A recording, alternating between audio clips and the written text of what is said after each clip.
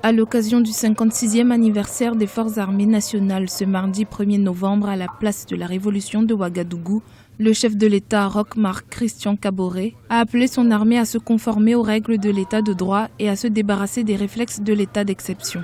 Un discours en direction de ces militaires qui intervient quelques jours après l'annonce d'une présumée tentative de putsch déjouée au Burkina Faso.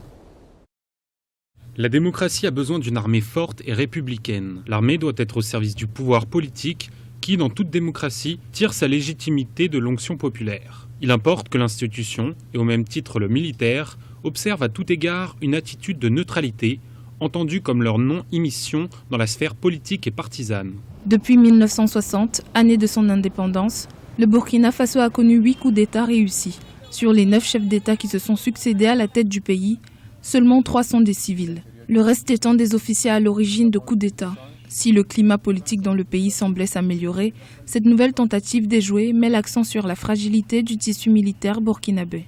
Alors aujourd'hui, ce qu'il faut comprendre dans les pays africains de façon générale, c'est que la dégringolade de la crédibilité des hommes politiques, la mauvaise gouvernance, l'insécurité et tous les maux qui minent aujourd'hui le continent africain ne sont en réalité que la résultante de ce que nous avons connu depuis l'indépendance jusqu'à aujourd'hui, à savoir l'incapacité de nos autorités, de nos dirigeants à insuffler une dynamique de développement à nos pays. Lorsqu'il y a eu la révolution, si on peut l'appeler ainsi, ou l'insurrection populaire en tout cas au Burkina Faso il y a 2 ans, l'objectif c'était de changer le visage du Burkina Faso, c'était de donner, d'insuffler une nouvelle dynamique de développement au Burkina, mais surtout de replacer le Burkinabé au centre des décisions politiques.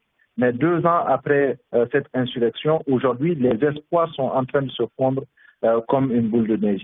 C'est ce qui crée aujourd'hui des tensions sociales, c'est ce qui crée des crispations sociales, et c'est ce qui fait aujourd'hui qu'il y a cette tension-là permanente entre la hiérarchie militaire et le pouvoir en place.